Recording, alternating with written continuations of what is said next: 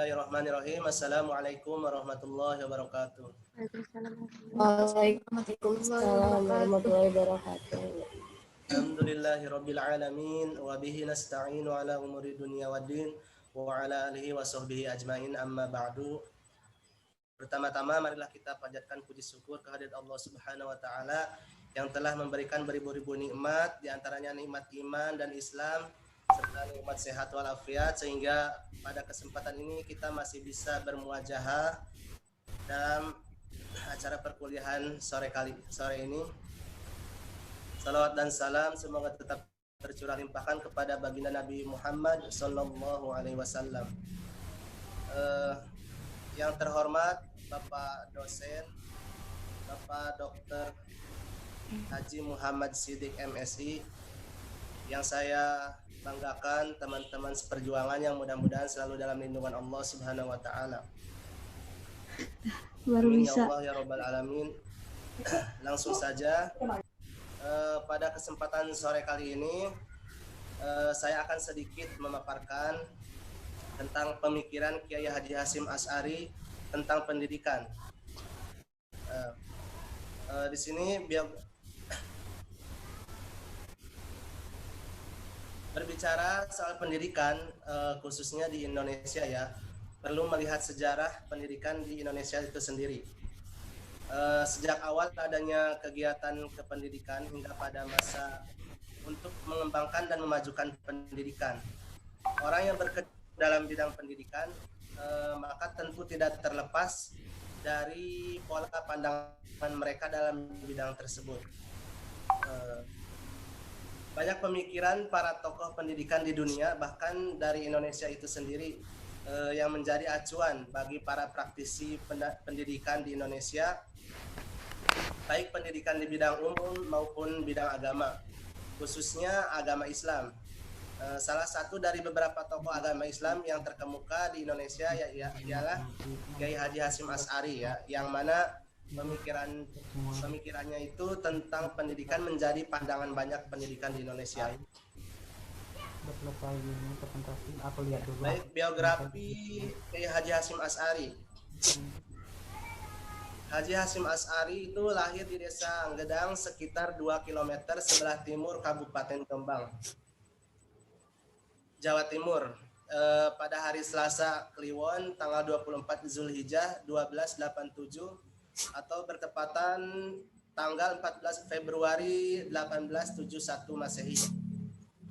Nama lengkap beliau yaitu Muhammad Hasyim Ibnu Asy'ari Ibnu Abdul Al-Wahid Ibnu Abdul Al-Halim, yang mempunyai gelar Pangeran Bona Ibnu Abdul Al-Rahman Ibnu Abdul Al-Aziz Abdul Al-Fatah Ibnu Maulana Ishaq dari Raden Ain Al-Yakin yang disebut dengan Sunan Giri. Sedangkan ayahnya bernama Asy'ari dan ibunya bernama Halimah.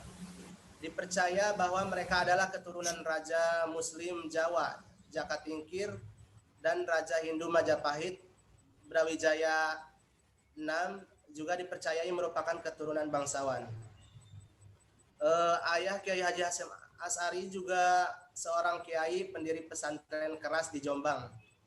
Sementara kakeknya Kiai Usman adalah kiai terkenal pendiri pesantren Gedang. Sementara moyangnya yaitu Kiai Sihah adalah pendiri pesantren Tambak Beras Jombang. Jadi sehingga wajar saja apabila Kiai Haji Hasyim Asy'ari itu menyerap lingkungan agama dari lingkungan pesantren keluarganya dan mendapatkan ilmu pengetahuan agama Islam yang sangat luas ya. Pada usia muda, Hasyim Asy'ari juga mulai melakukan pengembaraan ke berbagai pesantren di luar daerah Jombang. Jadi pada awalnya ia menjadi santri di pesantren Wonokojo di Probolinggo. Kemudian pindah ke pesantren Langitan Tuban. Nah, dari Langitan, santri yang cerdas tersebut berpindah lagi ke pesantren Trenggilis hingga pesantren Kademangan Bangkalan di Madura, sebuah pesantren yang diasuh oleh Kiai Khalil. Jadi terakhir sebelum belajar ke Mekah, Kiai Haji Hasyim Asy'ari itu sempat nyantri dan tinggal lama di pesantren Siwalan Panji Sidoarjo di bawah asuhan Kiai Yakub, sampai akhirnya diambil menantu oleh Kiai Yakub dan dinikahkan dengan anaknya yang bernama Khadijah tahun 1892. Kiai Haji Hasyim Asy'ari juga merupakan pendiri NU ya, Nahdlatul Ulama, bersama Kiai Haji Wahab Hasbullah dan Kiai Haji Bisri Sansuri yang didirikan di Surabaya pada tanggal 16 Rajab 1344 atau bertepatan tanggal 31 Januari 1926. Akhir hayatnya Kiai Haji Hasyim Asy'ari wafat pada tanggal 7 Ramadan 1366 Hijriah atau 45 Juli 1947 disebabkan tekanan darah tinggi. Next.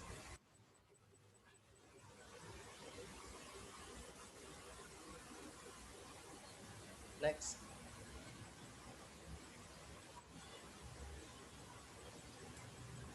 Selanjutnya pemikiran Kiai Haji Hasyim Asy'ari tentang pendidikan.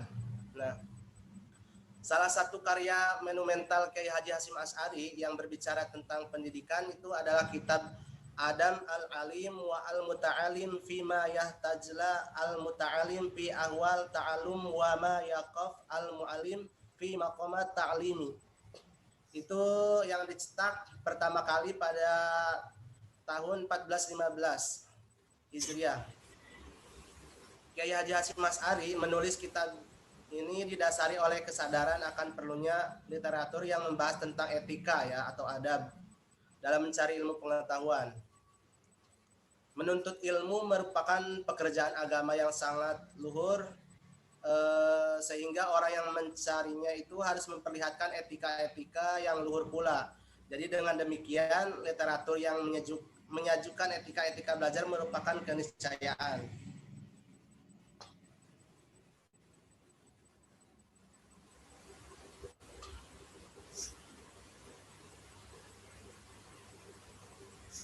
Jadi kitab ini secara keseluruhan terdiri atas 8 bab ya, yang masing-masing membahas tentang keutamaan dan ilmuwan serta pembelajaran. Nah,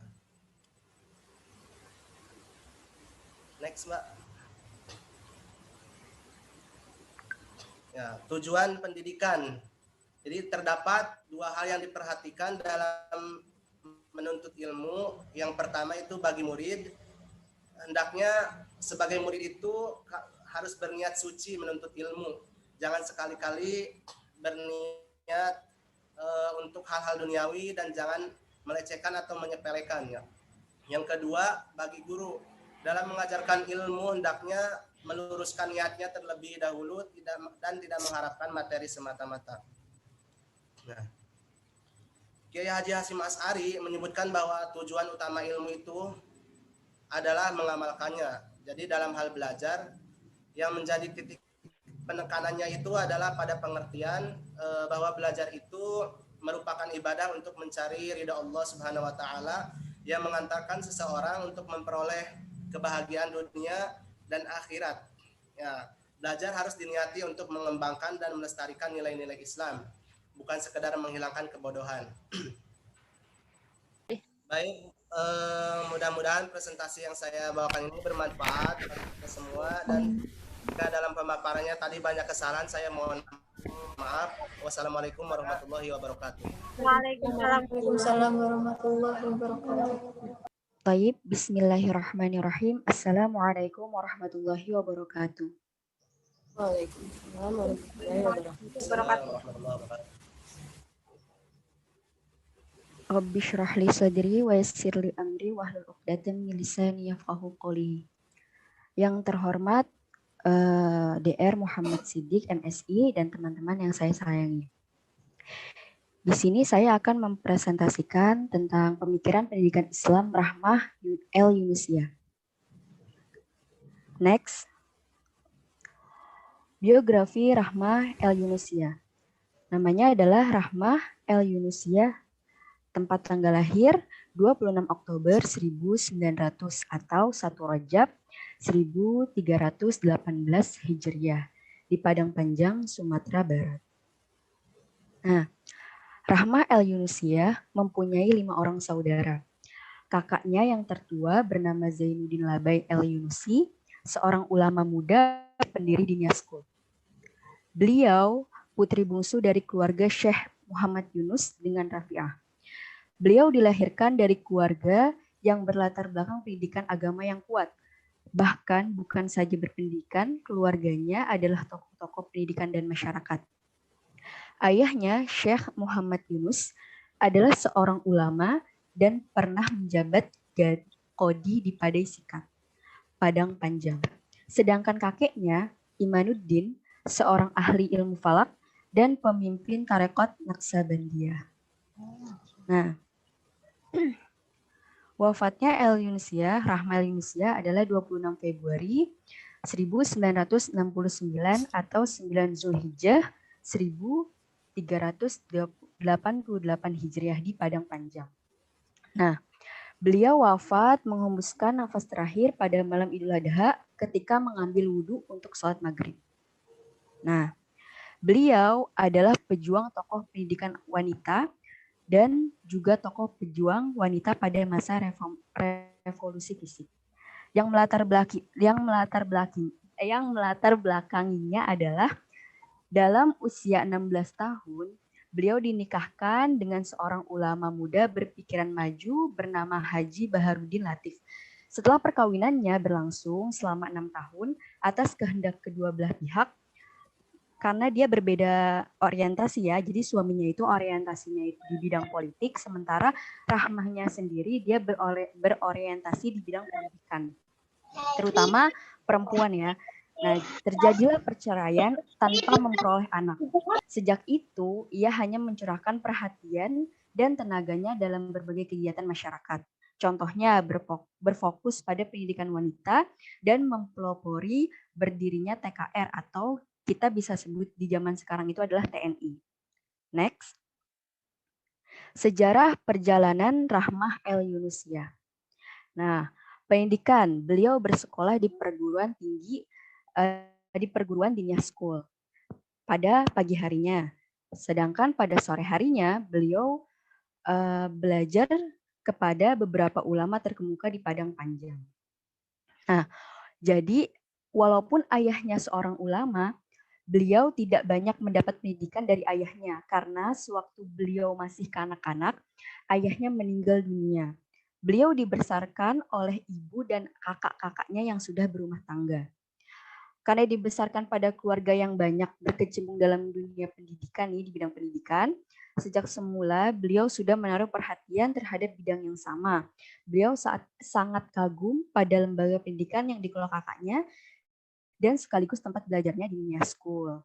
Nah, jadi selain di samping dia pendidikan agama dia juga memperoleh belajar ilmu kebidanan ya, ilmu kesehatan dan P3K, pertolongan pertama pada kecelakaan.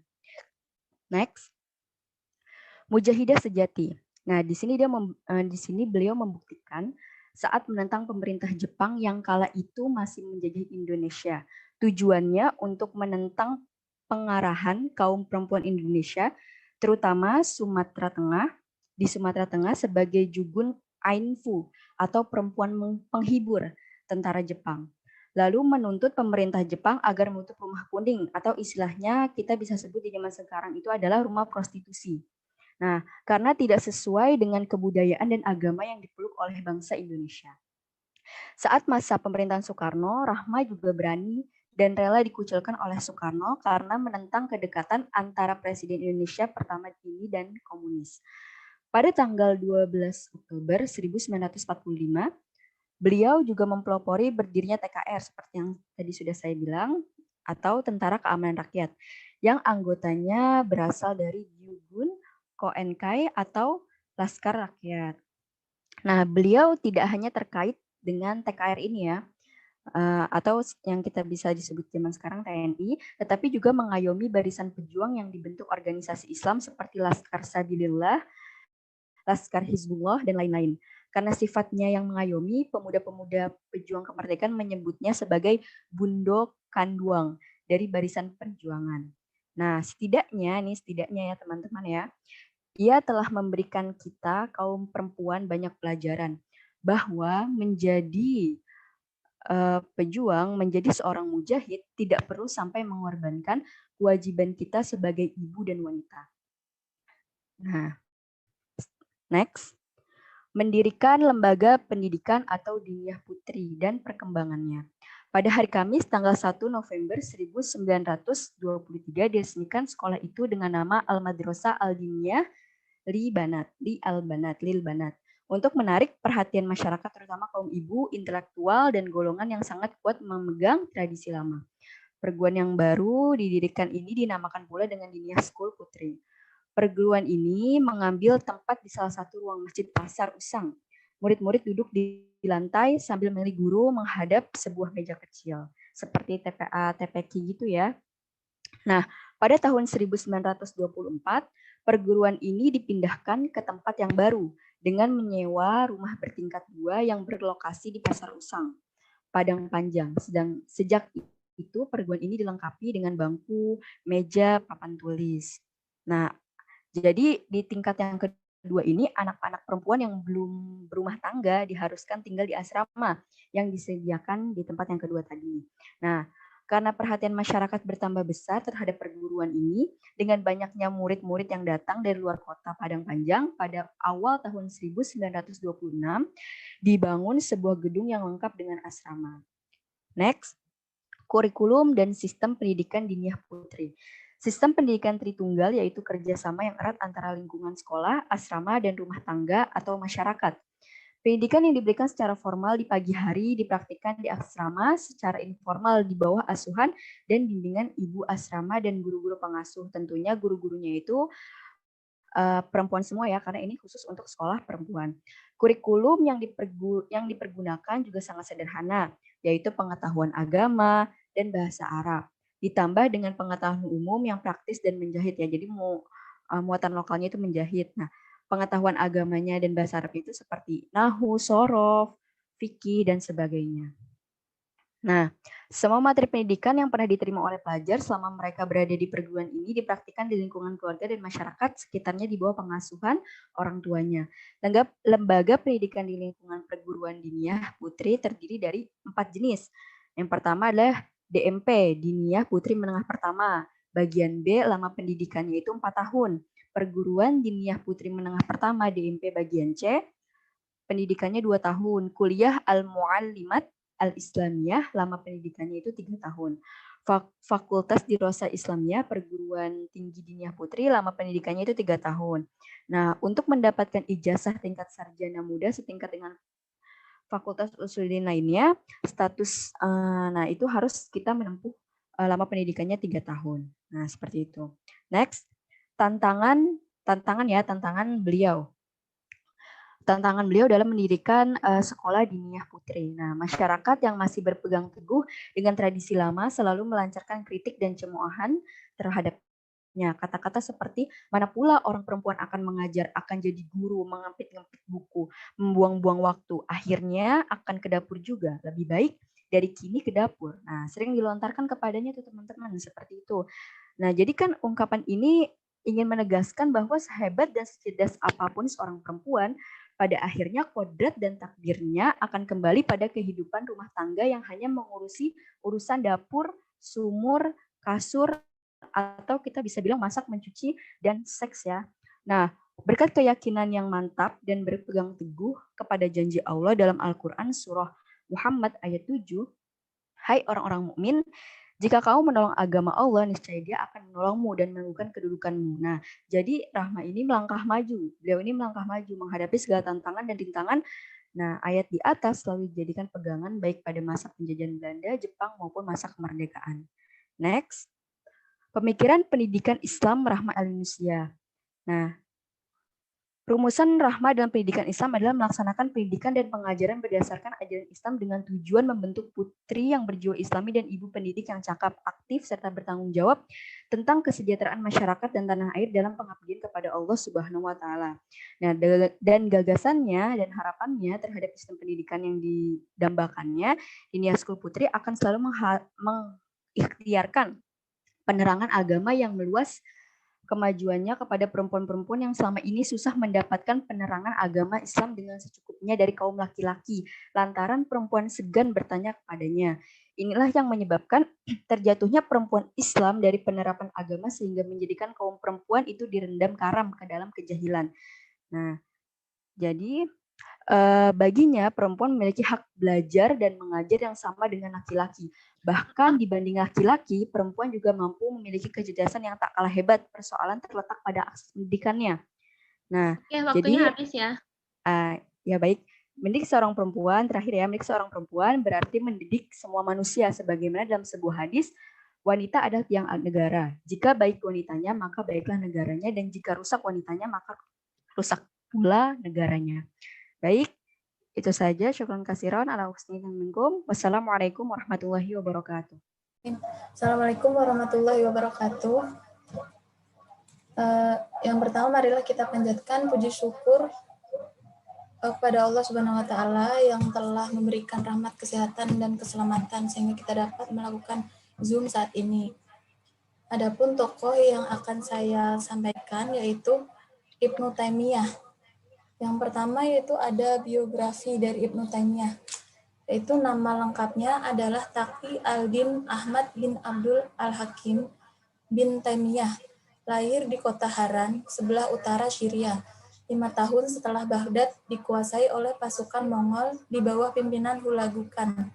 Hari kelahirannya adalah hari Senin 10 Rabiul Awal 661 Hijriah, bertepatan dengan tanggal 22 Januari 1263 Masehi. Ibnu Taimiyah wafat di Damaskus malam Senin 20 Zul Qaidah 728, bertepatan dengan tanggal 26 September 1328 Masehi. Nah, sejak kecil ia telah mempunyai perhatian untuk menuntut ilmu, di mana di masa kecilnya itu ia telah menyempurnakan hafalan Al-Quran. Orang-orang besar atau ulama-ulama kagum dengan kecerdasannya, pemikirannya, serta kekuatan hafalan dan pemahamannya. Ibnu Taimiyah tumbuh sebagai seorang yang bermazhab Hambali, tetapi ia tidak terikat dengan mazhab Hambali, melainkan memiliki pilihan-pilihan sendiri masalah fikih dari berbagai mazhab Islam apabila dianggapnya sesuai dengan dalil syar'i. Pemikiran dan pandangan Ibnu Taimiyah dapat dijumpai dalam karya-karyanya. Ibnu Taimiyah menunaikan tugasnya di Mesir. Ia kembali lagi ke Syam untuk menyempurnakan perjalanan jihadnya dan mengatakan kebenaran. Maka para penentangnya dari kalangan yang suka bertaklid dan fanatik kepada pendapat para tokoh merasa tidak senang. Mereka mengadukannya kepada Sultan dan membujuknya untuk menentang Syekh atau Ibnu Taimiyah. Akhirnya Sultan memerintahkan agar Syekh atau Ibnu Taimiyah ditahan di benteng. Selama berada di tahanan, Syekh menulis, mengarang, dan membuat bantahan terhadap orang-orang yang menentangnya. Selama berada di tahanan juga, ia telah mengkhatamkan Al-Quran sebanyak 81 kali. Next, Mbak.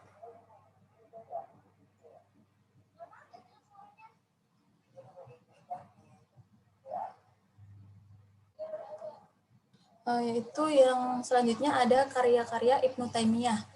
Syekh Ibnu Taimiyah memiliki karangan-karangan fatwa-fatwa, kaidah-kaidah, jawaban-jawaban, risalah-risalah, dan karya-karya. Berikut beberapa karya yang terkenalnya yaitu ada Manhaj As-Sunnah An-Nabawiyah 4 jilid. Yang kedua ada Al-Jawab Asy-Syahih Liman Badala Din Al-Masih. Ada lagi Al-Iman dan ada juga Syarim Al-Maslul Al-Syatim Ar-Rasul. Yang terakhir ada Iqtida Asyirat Al-Mustaqim Mukhalafah Asab Al-Jahim dan masih banyak lainnya yang belum saya sebutkan. Selanjutnya,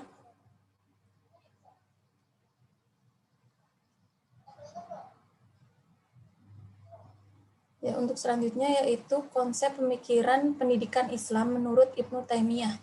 Menurut Ibnu Taimiyah, dalam proses pendidikan secara garis besarnya ada dua metode atau thariqah yang harus ditempuh secara bersamaan, yaitu al-thariqah al-ilmiyah atau metode ilmiah.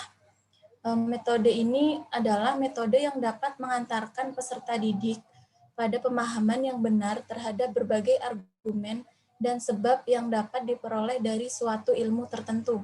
Metode ini diwujudkan berdasarkan 3 syarat, yaitu yang pertama, baiknya alat untuk memperoleh ilmu pengetahuan, yaitu hati, pendengaran, penglihatan, sebagaimana disyaratkan oleh Allah SWT dalam surat Al-Isra.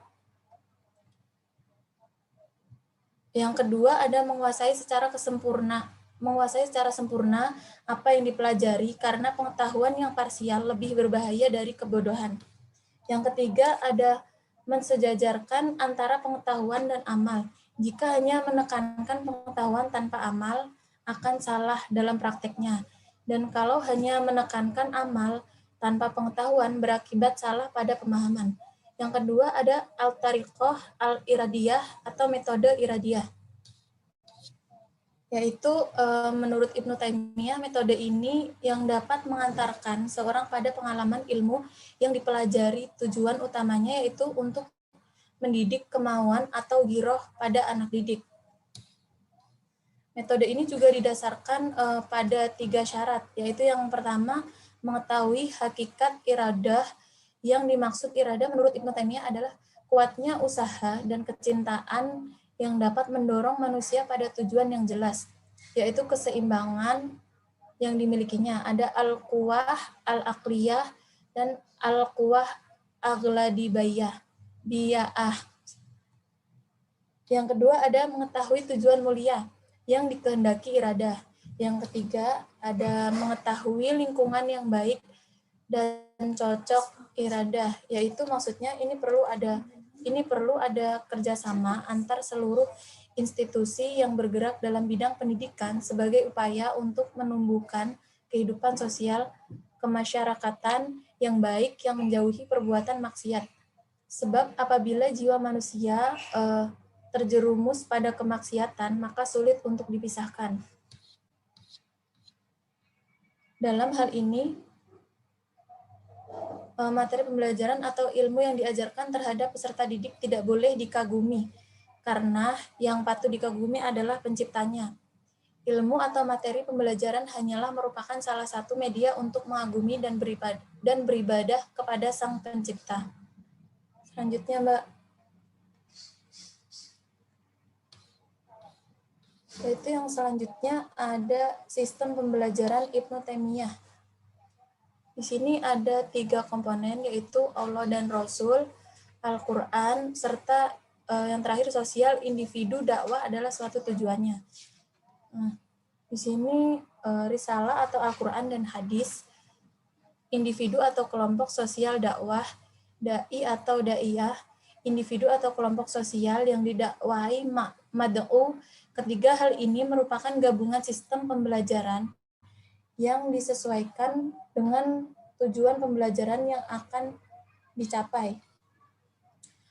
Nah, dalam sistem ini yang dimaksud tuh Allah memberikan wahyu kepada Rasul-Nya, yaitu Al-Quran dan hadis, yang memiliki tujuan dari sistem pembelajaran, yaitu tujuannya salah satunya sosial, individu, dakwah, yang berlandaskan pada Al-Quran dan hadis. Yang selanjutnya, kesimpulan yaitu ilmu atau materi pembelajaran hanyalah merupakan salah satu media untuk mengagumi dan beribadah kepada Sang Pencipta. Dan juga pendidikan yang tidak didasari oleh tauhid dan iman kepada Allah, maka pendidikan itu termasuk sistem yang rusak. Dan pendidikan yang tidak didasari oleh tauhid dan iman kepada Allah, maka pendidikan itu termasuk sistem yang rusak dan tidak mendapat petunjuk serta tidak ada manfaatnya. Nah, pada hakikatnya pembelajaran adalah hanyalah gabungan dari beberapa komponen, yang saling bekerja sama untuk memperoleh tujuan pembelajaran itu. Berawal dari tujuan pembelajaran, menurut Ibnu Taimiyah, bahwa pembelajaran bertujuan untuk tujuan individu, tujuan sosial, dan tujuan dakwah, seperti yang telah disebutkan tadi. Terima kasih. Masih banyak ya waktunya. Masih 1 menit lagi sih. Masih mau Saya lanjut? tambahkan. Boleh? Saya baca aja dari uraian di atas. Jadi dapat diketahui bahwa Ibnu Taimiyah memiliki proses pendidikan secara garis besarnya, yaitu ada 2 metode tadi yang sudah disebutkan, thoriqoh dan al-thoriqoh al-irodiyah dan al-thoriqoh al-ilmiyah, yaitu metode ilmiah dan metode thoriqoh iradiyah. Dari metode ini jadi dapat menghantarkan peserta didik pada pemahaman yang benar terhadap berbagai argumen dan sebab yang dapat diperoleh dari suatu ilmu tertentu. Metode ini juga mewujudkan berdasarkan 3 syarat tadi. Yang pertama, baiknya alat untuk memperoleh ilmu pengetahuan, yakni hati, pendengaran, dan penglihatan. Tujuan utamanya adalah mendidik kemauan atau giroh dari anak didik. Sekian pemaparan dari saya. Mohon maaf jika ada kekurangan. Wassalamualaikum warahmatullahi wabarakatuh. Terima kasih. Bismillahirrahmanirrahim. Assalamualaikum warahmatullahi wabarakatuh. Nahmaduhu wa nasta'inuhu wa nastaghfiruh wa na'udzu billahi min syururi anfusina wa min sayyiati a'malina. May yahdihillahu fala mudilla lahu wa may yudlil fala hadiya lahu. Asyhadu an la ilaha illallah wa asyhadu anna Muhammadar Rasulullah. Amma ba'du. Pertama-tama marilah kita panjatkan puja serta puji syukur kita kehadirat Allah yang telah memberikan kita begitu banyak nikmat, diantaranya nikmat iman, Islam, sehat serta sehat walafiat sehingga kita dapat menjalani perkuliahan pada hari ini. Tak lupa pula salawat serta salam kita haturkan kepada Nabi besar kita, yakni Habibina wa Syafi'ina wa Maulana Muhammad Sallallahu Alaihi Wasallam yang telah membawa kita dari zaman kegelapan menuju zaman yang terang benderang seperti saat ini. Yang terhormat dosen pengampu mata kuliah Pemikiran Pendidikan Islam, Dr. Haji Muhammad Siddiq MSI, serta teman-teman yang saya cintai dan saya banggakan. Baik, pada sore hari ini saya akan menceritakan tentang Pemikiran Pendidikan Ali bin Abi Thalib. Next.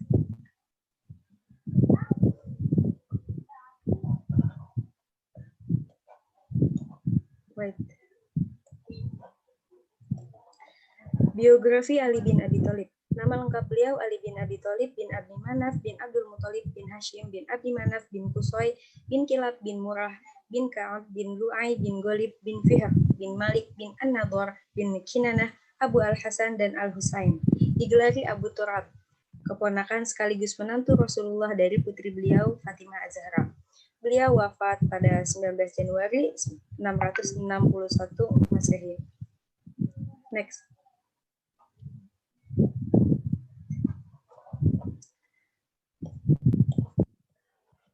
Pemikiran Pendidikan Ali bin Abi Thalib. Tuntutlah ilmu, niscaya kamu akan dikenal karenanya. Amalkanlah ilmu, niscaya kamu akan menjadi ahlinya. Sebab akan datang suatu zaman pada suatu saat nanti, yang mana yang 90% dari kebenaran akan diingkari. Tidak akan selamat darinya kecuali setiap nuamah yang memberantas penyakit. Merekalah imam di atas hidayah dan tentera ilmu. Bukan orang-orang yang sembrono dan nazai bodoh. Next. Nilai iman. Wait.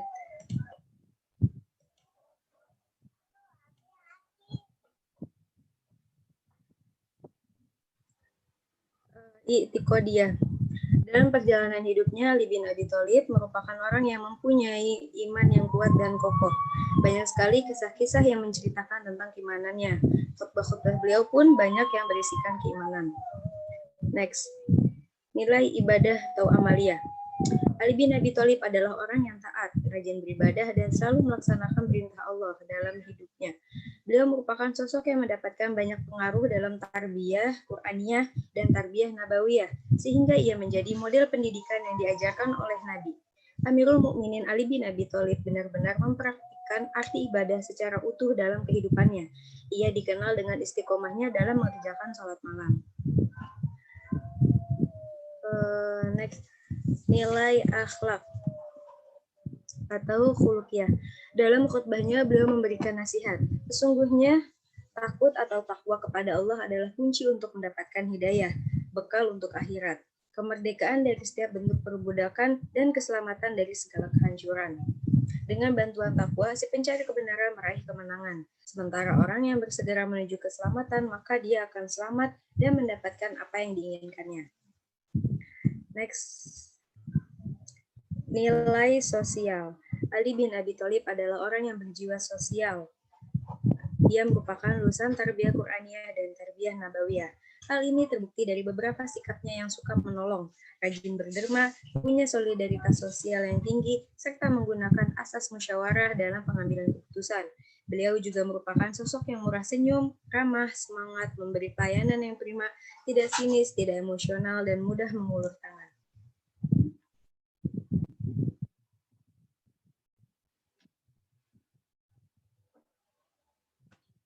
Al-Kisah Rasulullah SAW bersabda, "Aku adalah pintunya ilmu dan Ali adalah kuncinya." Ya, Ali bin Abi Thalib, karramallahu wajhah, merupakan sahabat dan menantu baginda Nabi. Ada 4 gelar yang melekat pada Ali bin Abi Thalib. Yang pertama yaitu Babul Ilmi, artinya gerbang ilmu pengetahuan. Gelar ini melekat sebab beliau sosok yang cerdas. Karramallahu wajhah, gelar yang diberikan sekelompok orang sebab melihat kemuliaan pada diri Ali. Arti gelar ini adalah semoga Allah Subhanahu wa taala meridhoinya.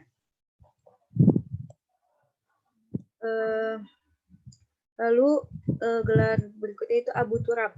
Artinya Abu Turab adalah bapak debu atau bapak tanah. Sebutan ini datang dari Rasulullah SAW karena suatu hari ia pernah melihat Ali tertidur dengan debu di pundaknya. Lalu gelar berikutnya Asadullah, artinya singa Allah Subhanahu wa taala. Gelar ini tak hanya melekat pada Ali saja atas keberaniannya, melainkan juga melekat pada beberapa sahabat. Perlu diketahui bahwa nama asli Ali sendiri adalah Asad, yang artinya singa. Lalu yang terakhir, gelar Al-Wasi, artinya penerima wasiat. Gelar ini disebutkan Rasulullah SAW sendiri ketika menceritakan mengenai Ali kepada khalayak. Gelar ini kemudian yang menjadikan sebagian besar orang, yakni seharusnya yang menggantikan Rasulullah SAW adalah Ali.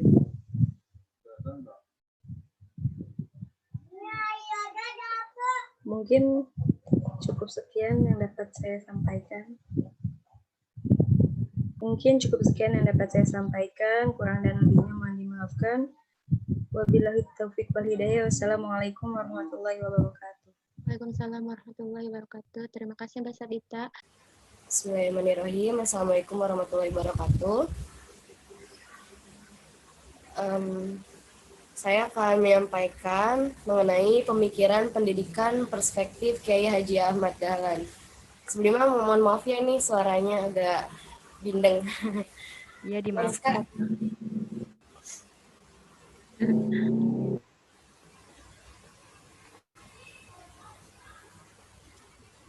Next.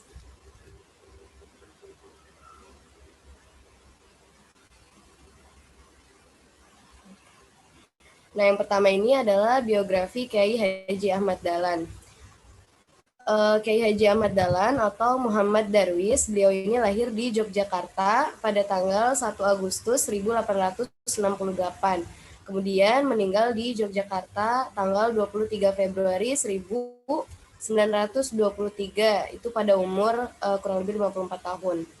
Nah, beliau adalah seorang pahlawan nasional Indonesia yang merupakan pendiri Muhammadiyah. Dia juga keturunan ke-12 dari Maulana Malik Ibrahim, yaitu salah seorang yang terkemuka di antara Wali Songo, yaitu pelopor penyebaran agama Islam di Jawa. Next. Nah, ini adalah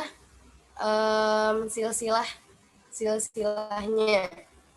Yang pertama ini adalah Maulana Malik Ibrahim, yang kedua Maulana Ishaq, yang ketiga Maulana Ainul Yakin, keempat Maulana Muhammad Fadullah atau Sunan Prapen, Maulana Sulaiman Ki Ageng Gribik Jatinom, Demang Jurung Juru Sapisa, yang ketujuh Demang Juru Juru Kapindo, Kiai Ilyas, Kiai Murtadla, baru kemudian yang ke-10 ini adalah kakeknya, Kiai Haji Muhammad Sulaiman, yang ke-11 adalah bapaknya, Kiai Haji Abu Bakar. Nah, yang ke-12 ini baru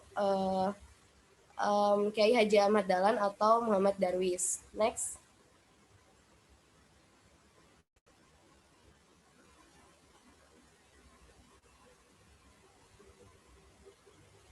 Nah, kemudian pemikiran pendidikan Islam Kiai Haji Ahmad Dahlan. Ahmad Dahlan pada saat itu sangat gelisah dengan kondisi umat Islam yang sedang pada saat itu bangsa Indonesia itu sedang terjajah. Jadi kehidupan umat Islam pada saat itu serba susah, ekonomi tidak maju, kemudian pendidikan pun juga terbelakang, dan kehidupan sosialnya pun tidak membesarkan hati pada para umat Islam pada saat itu. Kiai Haji Ahmad ini kemudian terpanggil untuk turut memikirkan dan memperbaiki keadaan terpuruk umat Islam Indonesia pada saat itu dengan mendirikan organisasi Muhammadiyah. Nah, tak berselang lama kemudian beliau ini mendirikan sebuah pendidikan yang bertujuan yaitu pendidikan Islamnya beliau ini bertujuan untuk berbudi pekerti luhur, alim dalam agama, luas pandangan, paham ilmu keduniaan, bersedia berjuang untuk kemajuan masyarakatnya. Next.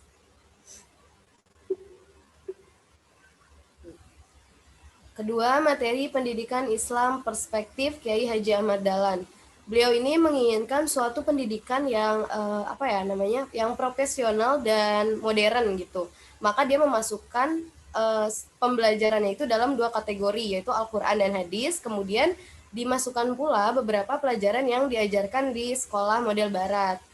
Nah, materi-materi dalam Al-Quran dan Hadis ini sangat banyak sekali. Ini adalah sebagiannya, yaitu ibadah, persamaan derajat, fungsi perbuatan manusia dalam menentukan nasibnya, musyawarah, pembuktian kebenaran Al-Quran dan Hadis menurut akal, kemudian kerjasama antara agama, kebudayaan, kemajuan peradaban, dan lain-lain. Masih banyak lagi. Kemudian mata pelajaran yang diajarkan di sekolah barat meliputi yaitu ilmu bumi, ilmu alam, ilmu hayat, dan sebagainya. Jadi ilmu-ilmu ini tuh dimasukin juga dalam pendidikan beliau.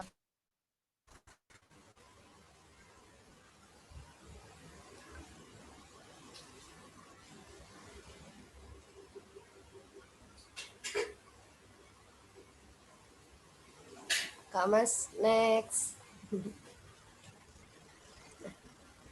Kemudian yang ketiga adalah metode pembelajaran perspektif Kiai Haji Ahmad Dahlan. Metode pembelajaran yang dikembangkannya itu adalah bercorak konstekstual melalui proses penyadaran. Ia mengajarkan kitab Al-Quran ini dengan terjemahan dan juga tafsirnya, agar masyarakat ini tidak hanya pandai membaca ataupun melakukan Al-Quran semata gitu, melainkan mereka juga dapat memahami makna yang ada di dalamnya. Nah, contohnya ini adalah ketika beliau menjelaskan surat Al-Ma'un kepada santri-santrinya secara berulang-ulang, sampai si santri itu menyadari bahwa surat itu menganjurkan supaya memperhatikan dan menolong fakir miskin, dan harus mengamalkannya. Nah, dalam perkataannya ini ada juga beliau bertanya pada santri-santri tersebut, kalian sudah hafal surat Al-Ma'un? Tapi bukan itu yang saya maksudkan. Amalkan, diamalkan, artinya dipraktekkan gitu, dikerjakan. Rupanya saudara-saudara belum mengamalkannya. Oleh karena itu, mulai hari ini saudara-saudara agar pergi berkeliling mencari orang miskin. Kalau sudah dapat, bawalah pulang ke rumahmu masing-masing, berilah mereka mandi dan sabun yang baik, berilah pakaian yang bersih, Berilah makan dan minum, serta tempat tidur di rumahmu. Sekarang juga pengajian saya tutup dan saudara-saudara melakukan petunjuk saya tadi. Jadi sampai sebegitunya gitu dia mengajarkan kepada santri-santrinya ini untuk tidak hanya membaca Al-Qur'annya saja, tidak hanya melafalkannya saja, tetapi mengamalkannya juga, memahami makna yang ada di dalam Al-Qur'an tersebut gitu.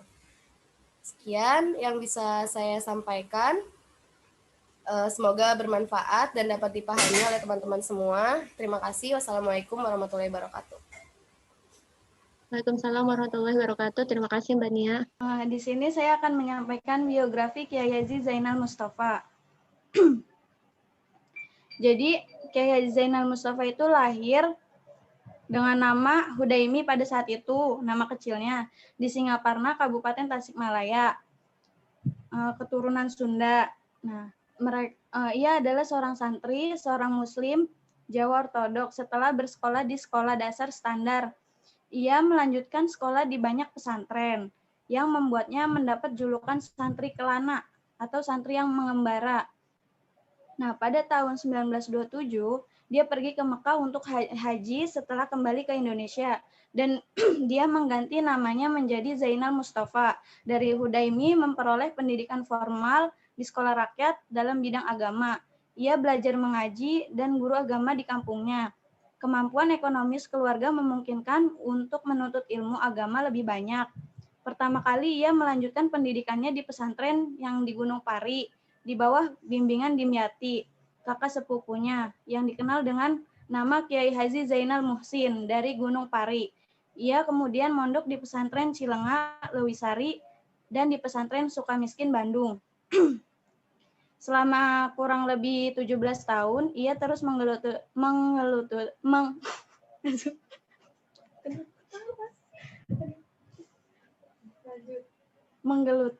ilmu agama. Minum dulu, Bun.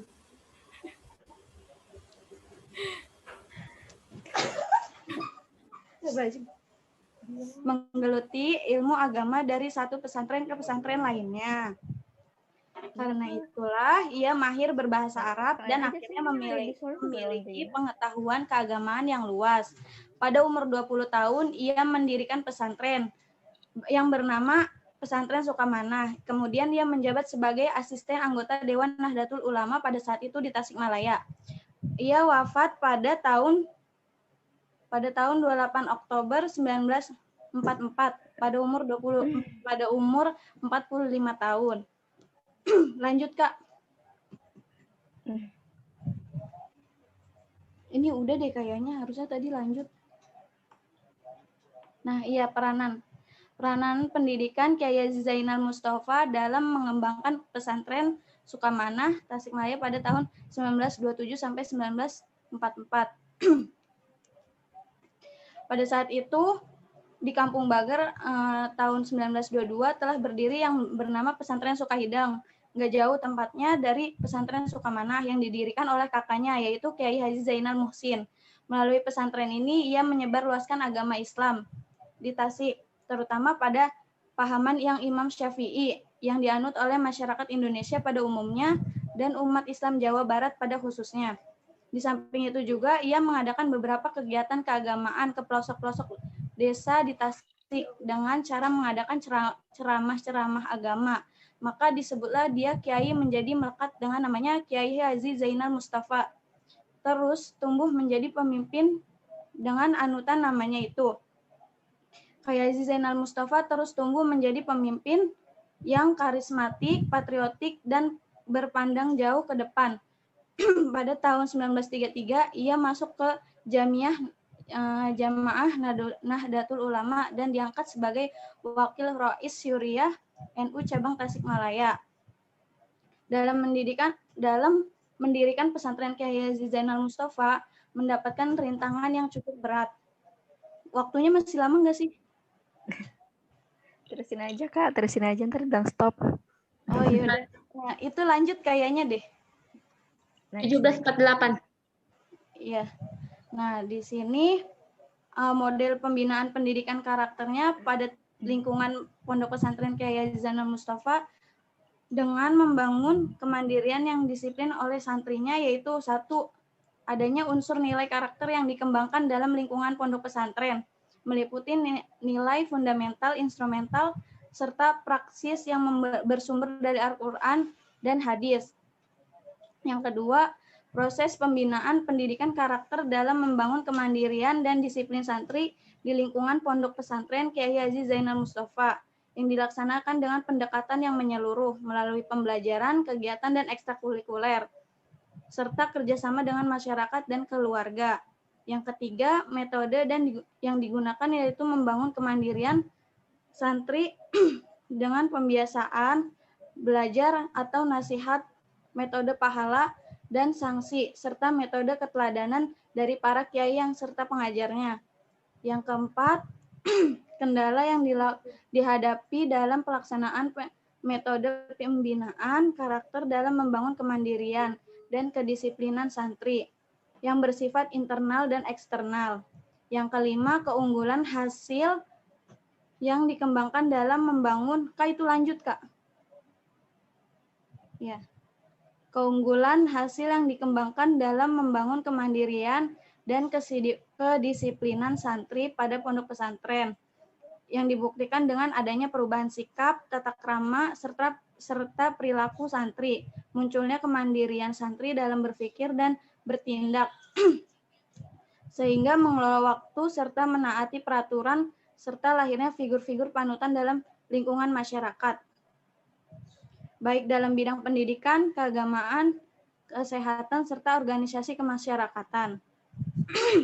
Di sini kesimpulannya, dalam peran membangun pendidikan sebuah pesantren dan mengembangkannya merupakan suatu alasan untuk membangkitkan masyarakat di sekitar lingkungan daerah desa tersebut, yaitu Sukamanah, yang mampu untuk meningkatkan kualitas keislamannya. Pada saat itu, Indonesia mengalami penjajahan dan segala aspek, tak terkecuali dalam bidang agama. Maka dibangunlah pondok pesantren Sukamanah tersebut dengan simbol perlawanan untuk segala umat penjajahnya. Masih 2 menit lagi ya? Ya, Ini tuh ada muka aku nggak sih? nggak ada. 2 menit lagi. Oke, bentar dulu. 3 menit, 17.48. Sekarang 17.45. Oke. Oleh karena itu, perjuangan Kiai Haji Zainal Mustafa sampai kapanpun harus kita pertahankan sampai dengan dilanjutkannya cara kita menjadikan manusia terbaik di zaman ini dengan memberikan kebermanfaat kepada orang lain. Sekian dari saya. Jika banyak salah, memang banyak salah, namanya juga manusia ya. Tolong dimaafkan. Terima kasih. Yang baik ambil aja, yang salahnya buang aja. Terima kasih. Assalamualaikum warahmatullahi wabarakatuh. Assalamualaikum warahmatullahi wabarakatuh. Terima kasih Mbak Nina. Bismillahirrahmanirrahim. Assalamualaikum warahmatullahi wabarakatuh. Waalaikumsalam. Puji syukur alhamdulillahirrabbilalamin. Saya akan memaparkan makalah saya di sini yang berjudul Tokoh Pemikiran Pendidikan Islam Ibnu Rushd. Lanjut, Kak. Baik, Ibnu Rushd nama lengkapnya adalah Abu Al-Walid Muhammad bin Ahmad bin Muhammad bin Rushd. Berasal dari keturunan Arab, kelahiran di Andalusia. Ibnu Rushd lahir di Andalusia, Spanyol, tepatnya di kota Cordoba, tahun 526 Hijriah atau 1198 Masehi. Ia lahir dan dibesarkan dalam keluarga ahli fikih. Ayahnya Ahmad atau Abu Al-Qasim, seorang hakim di Cordoba. Demikian juga kakeknya sangat terkenal sebagai ahli fikih. Pada usia anak-anak saat itu, Ibnu Rushd sudah mempelajari berbagai disiplin ilmu, antara lain seperti Al-Quran, hadis, fikih, serta mendalami ilmu-ilmu eksak seperti matematika, astronomi, logika, filsafat, dan kedokteran. Ibnu Rushd terkenal sebagai pengulas karya-karya Aristoteles, atau bisa disebut juga sebagai komentator. Dengan realitas yang dialami sebagai kodi, dokter dan didukung oleh berbagai penguasaan ilmu seperti matematika, fisika, astronomi, kedokteran, logika, dan filsafat, Ibnu Rushd menjadi ulama dan filsuf yang sulit ditandingi. Kehebatannya dapat dilihat dari berbagai karya yang telah ditulis, meskipun di akhir hidupnya, Ibnu Rushd mendapat tuduhan sehingga ia dibuang dari tanah kelahirannya. Semasa hidupnya, Ibnu Rushd seorang yang suka hidup sederhana dan bersahaja tanpa memperdulikan tentang pakaian, harta benda. Walaupun begitu, sifatnya sangat pemurah sekalipun kepada orang-orang yang pernah memusuhi atau menghina dirinya. Dengan demikian, satu dari ciri-ciri kebaikannya juga terkenal seorang yang sangat rendah hati, terutama kepada orang-orang yang miskin. Ia meninggal pada 10 Desember 1198 Masehi atau 9 Syafar 595 Hijriah di Marrakesh dalam usia 72 tahun menurut perhitungan Masehi dan 75 tahun menurut perhitungan tahun Hijriah. Oke, next Kak.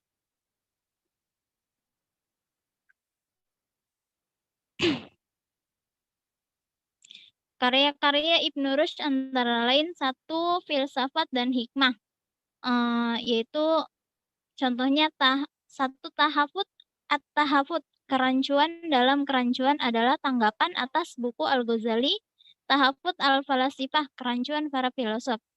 Selanjutnya Jauhar al-Ajram al-As-Samawiyah, struktur benda-benda langit. Ittisal al-Aql al-Mufarriq bil insan, komunikasi akal yang membedakan dengan manusia. Yang kedua karyanya yaitu ilmu kalam.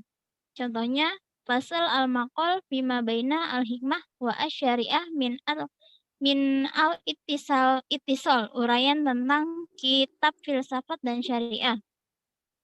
Selanjutnya Itiqad Musyashin wal Mutakallimin, keyakinan kaum liberalis dan pakar ilmu kalam. Selanjutnya yang ketiga, Manahij al-Adillah fil Aqaid al-Milah, beberapa metode argumentatif dalam akidah agama, dan lain-lain. Next, Kak. Yang ketiga itu karyanya fikih dan usul fikih, contohnya Bidayah al-Muqtasid wa Nihayah al-Muqtasid, dasar mujtahid dan tujuan orang yang sederhana. Yang kedua, Ad-Dar al-Kamil fil al-Fiqih, studi fikih yang sempurna. Selanjutnya Risalah Ad-Dahaya, risalah tentang kurban dan lain-lain. Yang keempat karyanya yaitu ilmu astronomi. Contohnya Makalah fi Harkah al-Jirm as-Samawi, makalah tentang gerakan meteor. Yang kedua Kalam al-A'la, Ruqyah Jirm as-Sabitah, pendapat tentang melihat meteor yang tak bergerak. Next, Kak. Ya, selanjutnya yang kelima ilmu nahwu. Contohnya kitab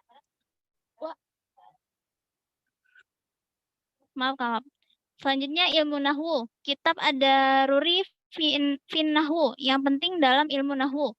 Selanjutnya contohnya Kalam al-Ala al-Kalimah wal Ism al-Mushtaq, pendapat tentang kata dan isi mustaq. Karya selanjutnya yaitu ilmu kedokteran. Contohnya Al-Kulliyat fit Tib, studi lengkap tentang kedokteran. Yang kedua Syar Arjuwizah Ibnu Sina fit Tib. Secara kuantitas kitab ini paling banyak beredar. Yang ketiga makalah fit Tiryak, makalah tentang obat penolakan racun yang telah diterjemahkan ke bahasa Latin, Inggris, terjemahkan ke bahasa Latin, Inggris, dan Ibrani. Next, Kak.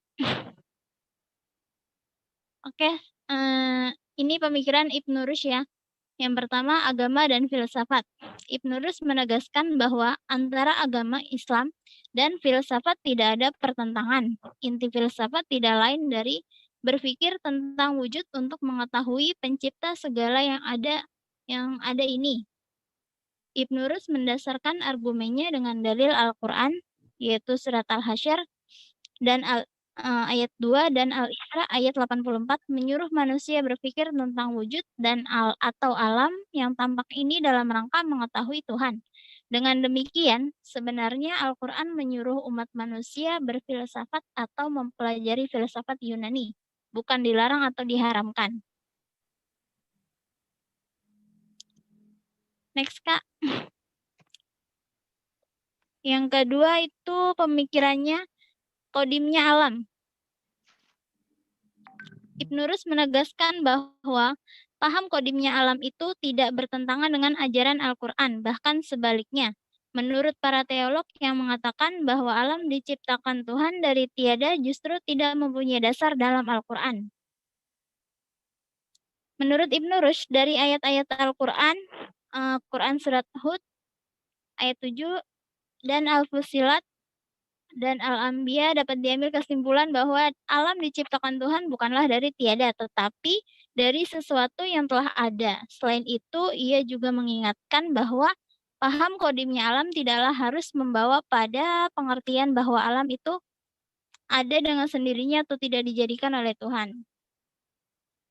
Selanjutnya pemikirannya kebangkitan jasmani. Menurut Al-Ghazali, salah satu unsur yang menyebabkan orang menjadi kafir adalah karena mengingkari adanya kebangkitan jasmani di akhirat kelak. Dia mengatakan bahwa jiwa manusia tetap wujud sesudah mati atau berpisah dengan badan, karena ia merupakan substansi yang berdiri sendiri. Tetapi Ibnu Rus menyangkal pendapat Al-Ghazali itu, karena menurut Ibnu Rus keimanan terhadap kebangkitan jasmani adalah sesuatu keharusan bagi terwujudnya keutamaan akhlak, keutamaan teori, dan amalan lahir, karena seorang tidak akan memperoleh kehidupan yang sebenarnya dalam dunia ini kecuali dengan amalan-amalan lahir dan untuk kehidupan di dunia dan di akhirat. Tidak bisa tercapai kecuali dengan keutamaan-keutamaan teori. Ibnu Rus menggambarkan kebangkitan rohani dengan analogi tidur. Sebagaimana tidur, jiwa tetap hidup, begitu pula ketika manusia mati, badan hancur tetapi tetap hidup dan jiwalah yang akan dibangkitkan. Selanjutnya yang keempat itu pemikirannya kerasulan Nabi.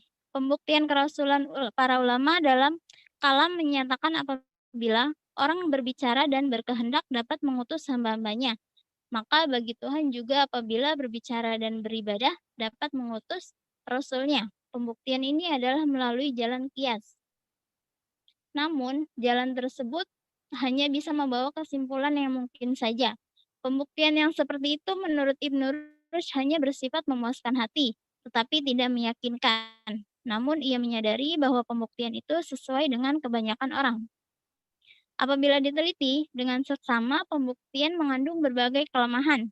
Di antaranya yaitu dari mana kita mengetahui bahwa mukjizat yang nampak pada seseorang yang mengaku nabi itu adalah tanda dari Tuhan yang menunjukkan bahwa ia adalah benar-benar Rasulnya. Yang kelima, pengetahuan Tuhan. Ibnu Rus mengatakan bahwa para filsuf muslim tidaklah mempersoalkan apakah Tuhan mengetahui hal-hal yang juz'i atau perincian yang terjadi pada alam sementara ini atau tidak mengetahuinya. Seperti halnya setiap ulama Islam, para filsuf Muslim juga berpandangan bahwa Tuhan mengetahui hal-hal yang bersifat juz'i pada alam ini. Yang mereka persoalkan adalah bagaimana cara Tuhan mengetahui hal-hal yang bersifat juz'i itu. Menurut Ibnu Rushd, para filsuf Muslim berpendapat bahwa pengetahuan Tuhan tentang hal-hal demikian karena pengetahuan manusia mengambil bentuk efek akibat dari memperhatikan hal-hal juz'i itu. Sedangkan pengetahuan Tuhan merupakan sebab, yakni sebab bagi munculnya hal-hal yang bersifat juz'i itu. Selain itu, ketidaksamaan tersebut disebabkan oleh pengetahuan Tuhan yang bersifat qadim, yakni semenjak azali Tuhan mengetahui hal-hal yang bersifat juz'i di alam semesta ini. Betapapun kecilnya hal tersebut, manusia tidak memiliki pengetahuan sama sekali, tetapi kemudian secara berangsur-angsur. Baik, terima kasih. Itu saja yang bisa saya sampaikan. Kurang lebihnya mohon maaf. Assalamualaikum warahmatullahi wabarakatuh. Waalaikumsalam warahmatullahi wabarakatuh. Terima kasih, Mbak. Assalamualaikum warahmatullahi wabarakatuh. Di sini saya akan memaparkan Muhammad ibn Musa al-Khwarizmi.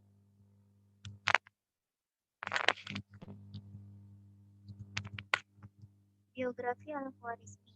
Nama al-Khwarizmi ialah Abu Ja'far Muhammad ibn Musa al-Khwarizmi. Selain itu, beliau dikenal sebagai Abu Abdullah Muhammad bin Ahmad bin Musab. Al-Khwarizmi telah dikenali di barat sebagai Al-Khwarizmi. Beliaulah yang menemukan Al-Jabru wal Muqabbalah, penjabaran dan penyelesaian. Dinamalatkan menjadi Al-Jabar.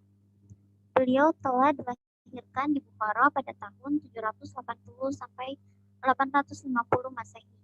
Adalah zaman kegemilangan Al-Khwarizmi. Al-Khwarizmi telah wafat antara tahun 220 dan 230 Masehi. Ada yang mengatakan Al-Khwarizmi hidup sekitar awal pertengahan abad ke-9 Masehi.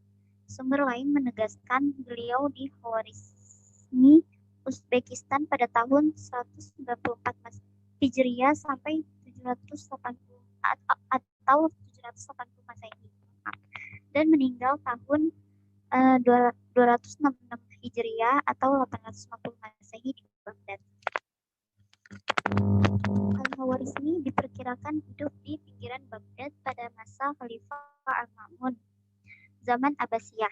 Sebagai anggota Bait Al-Hikmah Baghdad yang meneliti ilmu-ilmu pengetahuan dan terjemah yang didirikan ayah Al-Ma'mun. Pada masa Al-Khwarizmi, hidup pula tokoh lain yang juga ahli astronomi dan matematika, seperti Abu Ja'far Muhammad ibn Musa al-Khwarizmi, salah satu dari 3 serangkai Banu Musa ibn Sakir. Selain Abdullah dan Al-Khwarizmi sendiri, hampir sebagian besar kesuksesan yang dicapai Al-Khwarizmi seperti tulisan tentang astronomi dan aljabar didedikasikan untuk Al-Ma'mun. Khalifah yang dikenal juga seorang ilmuwan tokoh. Dalam pendidikan telah dibuktikan bahwa Al-Khwarizmi ialah seorang tokoh Islam yang berpengetahuan luas. Pengetahuan dan kemahiran beliau bukan saja meliputi bidang syariat, tapi di dalam bidang falsafah, logik, aritmatik, geometri, kejuruteraan, sejarah Islam, dan kimia. Al-Khwarizmi sebagai guru aljabar di Eropa. Beliau telah menciptakan pemakaian dan tensis dalam penyelidikan trigonometri dan astronomi.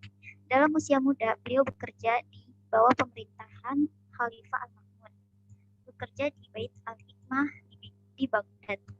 Beliau bekerja dalam sebuah observatory, yaitu tempat menekuni belajar matematik dan astronomi. Al-Khwarizmi juga dipercayai memimpin perpustakaan Khalifah. Beliau pernah memperkenalkan angka-angka India dan cara-cara perhitungan India pada dunia Islam. Beliau juga merupakan seorang penulis ensiklopedia di berbagai disiplin. Al-Khwarizmi adalah seorang tokoh yang mula-mula memperkenalkan aljabar dan hisab. Banyak lagi ilmu pengetahuan yang beliau pelajari dalam bidang matematik dan menghasilkan konsep-konsep matematik yang begitu populer sehingga digunakan pada zaman. Kepribadian Al-Khwarizmi telah diakui oleh orang Islam dan juga Barat. Al-Khwarizmi telah dianggap sebagai sarjana matematik yang masyhur oleh orang Islam dan ia diperakui oleh orang Barat. Ini dapat dibuktikan bahwa G. Sarton mengatakan pencapaian-pencapaian yang tertinggi telah diperoleh oleh orang-orang Timur, maka termasuk Al-Khwarizmi itu sendiri. Al-Khwarizmi disanjungi karena beliau adalah seorang yang pintar. Menurut Whitman pula berkata Al-Khwarizmi mempunyai personality yang teguh dan seorang yang bergeliga sains. Setiap apa yang dinyatakan oleh penulis ini telah terbukti bahwa Al-Khwarizmi mempunyai sifat kepribadian yang tinggi dan sekaligus disanjung oleh orang Islam. Karyanya itu ada 2, aritmatika sama aljabar. Karya aritmatika Al-Khwarizmi berjudul Kitab Al-Jam wal Tafriq bi Hisab Al-Hid, Book of Addition and translation by the method of conclusion. Kemungkinan ditulis setelah mengerjakan algebra. Edisi bahasa Arab telah hilang, tapi versi Latin ditemukan tahun 1857 di perpustakaan Universitas Cambridge. Ini merupakan karya Al-Khwarizmi yang diterjemahkan The Lord of Both pada abad 12. Buku ini diterbitkan oleh Bon Champagne dengan judul Algoritmi de Numero Indorum dan lalu oleh Volkswagen dengan judul Muhammad Ibn Musa Al-Khwarizmi, Algoritmus. Karya ini dikenal pelajaran pertama yang ditulis dengan menggunakan sistem bilangan desinal. Merupakan titik awal pengembangan matematika dan sains. Pelajar di Eropa mengaitkan Al-Khwarizmi dengan aritmatik yang akhirnya menjadi basis notasi angka, di mana penulisan angka Arab dikenal dengan istilah algoritmi atau algoritma. Yang kedua itu ada aljabar. Ilmu pengetahuan aljabar sendiri merupakan penyempurnaan terhadap pengetahuan yang telah dicapai bangsa Mesir dan Babilonia.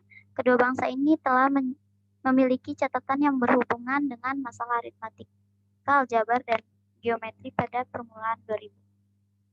Di dalam Arithmetic of Diopentus tercatat tentang persamaan kuadran, namun belum terbentuk secara sistematis. Karena itu, sebelum Al-Khwarizmi, aljabar tak serius dan sistematis dipelajari. Meski begitu, terdapat perdebatan bahwa Al-Khwarizmi berkiblat pada ilmu matematika Yunani dan yang lain menyebut bangsa India dan Babilonia inspirator karya Al-Khwarizmi. Pertentangan opini itu tak mampu membuktikan adanya hubungan antara karya Al-Khwarizmi dengan sumber-sumber yang diperkirakan sebelumnya. Sejarawan matematika mengakui bahwa mustahil jika mereka terfokus pada keaslian konsep dan model aljabar oleh Al-Khwarizmi yang tidak diangkat dari konsep aritmatika sebelumnya, juga bukan dari karya Diopentus.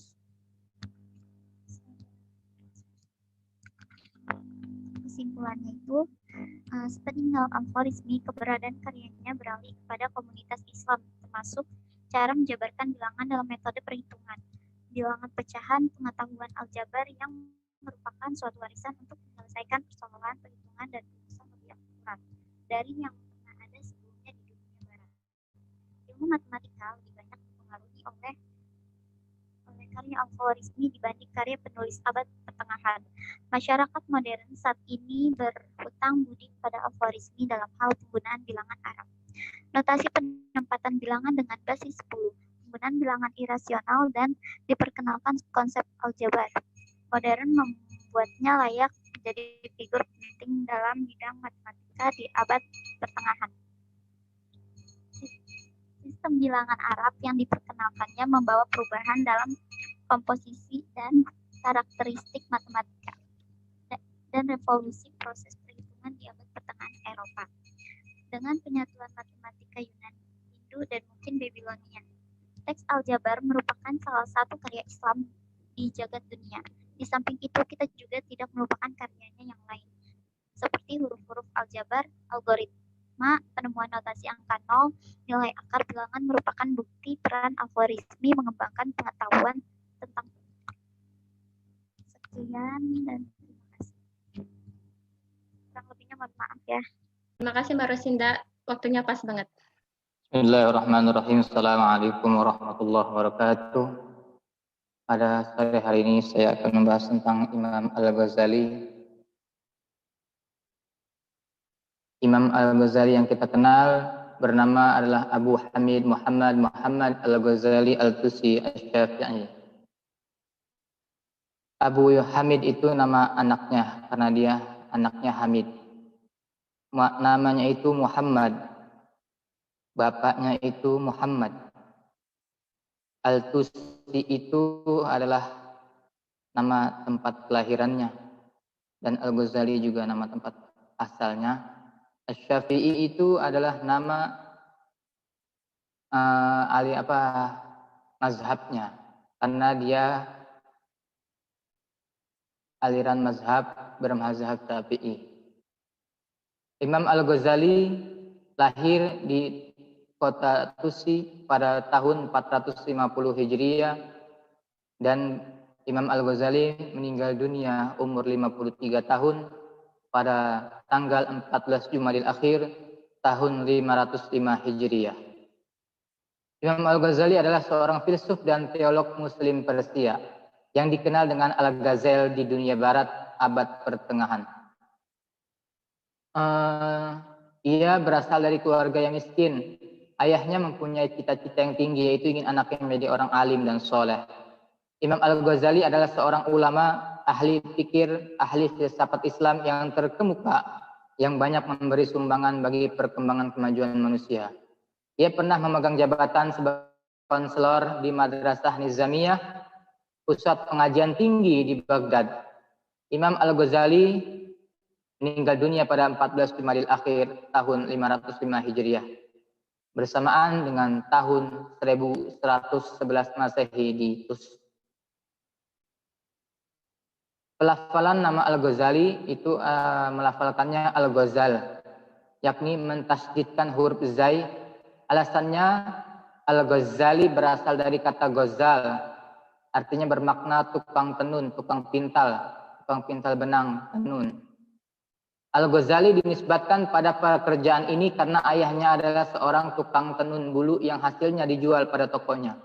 Laqab ini sama seperti orang-orang yang diberi gelar Al-Qari karena dia penjual minyak wangi, maka disebut Al-Qari atau Al-Khabazi, tukang roti.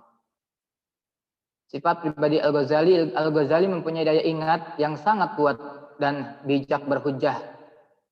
Ia digelar Hujjatul Islam karena kemampuannya. Ia sangat dihormati di dua dunia Islam, yaitu di Saljuk dan Abbasiyah, yang merupakan pusat kebesaran Islam. Ia berjaya menguasai berbagai ilmu pengetahuan. Imam Ghazali sangat mencintai ilmu pengetahuan. Ia juga sanggup meninggalkan segala kemewahan hidup untuk bermusyafir dan mengembara, serta meninggalkan kesenangan hidup demi mencari ilmu pengetahuan. Imam Al-Ghazali telah menggembara selama 10 tahun. Ia telah mengunjungi tempat-tempat suci di daerah Islam yang luas seperti Mekah, Madinah, Yerusalem, dan Mesir. Ia terkenal sebagai ahli filsafat yang telah mengharumkan nama ulama Eropa melalui karya-karyanya yang sangat bermutu tinggi. Pada tingkat dasar, dia mendapat pendidikan secara gratis dari beberapa orang guru karena kemiskinan keluarganya. Pendidikan yang diperoleh pada peringkat ini memperbolehkan dia menguasai bahasa Arab dan Parsi dengan fasih.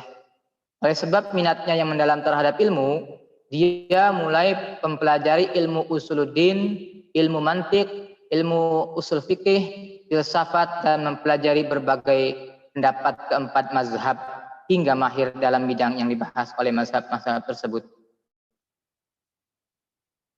Next. Selepas itu dia melanjutkan pelajarannya dengan Ar-Razzaqani. Dalam bidang ilmu fikih, Abu Nasr al-Ismail. Dalam bidang ilmu fikih, Abu Nasr al-Ismail di Jazaran dan Imam Harmaim bin Naisabur.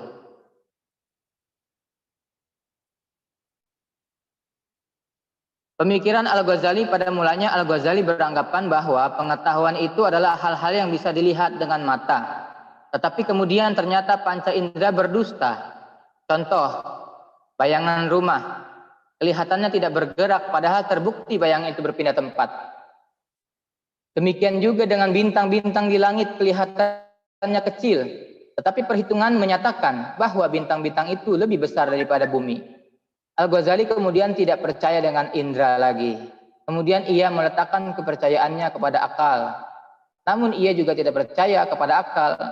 Karena pada saat bermimpi, orang bisa melihat hal-hal yang benar. Namun, setelah bangun, ia sadar bahwa apa yang ia lihat itu sebetulnya tidaklah benar. Yang kedua, metafisika. Untuk pertama kalinya, Al-Ghazali mempelajari karangan-karangan ahli filsafat, terutama karangan Ibnu Sina. Setelah mempelajari filsafat dengan seksama, ia mengambil kesimpulan bahwa mempergunakan akal semata-mata dalam soal ketuhanan adalah seperti mempergunakan alat yang tidak mencukupi kebutuhan. Al-Ghazali di dalam Al-Munqidh bin Abdalal menjelaskan bahwa berbicara mengenai ketuhanan atau metafisika, maka disinilah terdapat sebagian besar kesalahan para filsuf karena tidak dapat mengemukakan bukti-bukti syarat-syarat yang telah mereka tetapkan sendiri dalam ilmu logika. Al-Ghazali menganggap Tuhan sebagai pencipta yang aktif berkuasa, yang sangat memelihara dan menyebarkan rahmat bagi sekalian alam. Next. Pemikiran Imam Ghazali, konsep pendidikan Islam menurut Al-Ghazali ialah yang benar merupakan sarana untuk mendekatkan diri kepada Allah. Pendidikan juga dapat mengantarkan manusia untuk menggapai kebahagiaan di dunia dan di akhirat. Pendidikan juga sarana menebar keutamaan.